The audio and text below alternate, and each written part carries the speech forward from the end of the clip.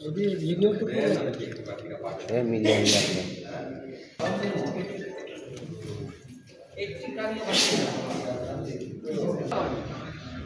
अल्लाह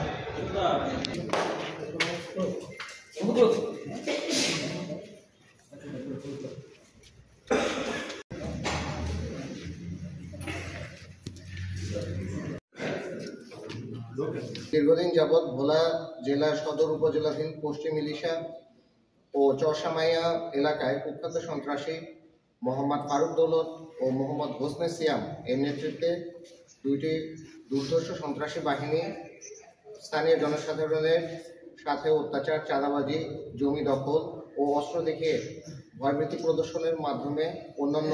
অপরাধমূলক কার্যক্রম পরিচালনা করে আসছিল। এরই ধারাবাহিকতায় গোপন সংবাদের ভিত্তিতে আজ 1 ডিসেম্বর 2024 রাত 1:30 ঘটিকা থেকে সকাল 6 ঘটিকা পর্যন্ত বাংলাদেশ কোস্টগার্ড দক্ষিণ জোন অধীনস্থ বিসিজি বেস ভোলা কর্তৃক ভোলা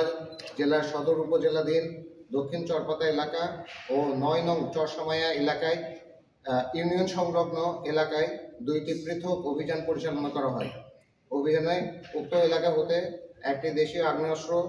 2 রাউন্ড ফাঁকা কার্তুজ, 12টি হাত বোমা, 3টি দেশীয় অস্ত্র ও 16টি প্রতিবন্ধী কার্ড সহ দুর্ধর্ষ সন্ত্রাসী মোহাম্মদ ফারুক দৌলত ও মোহাম্মদ সিয়ামকে আটক করা হয়। পরবর্তীতে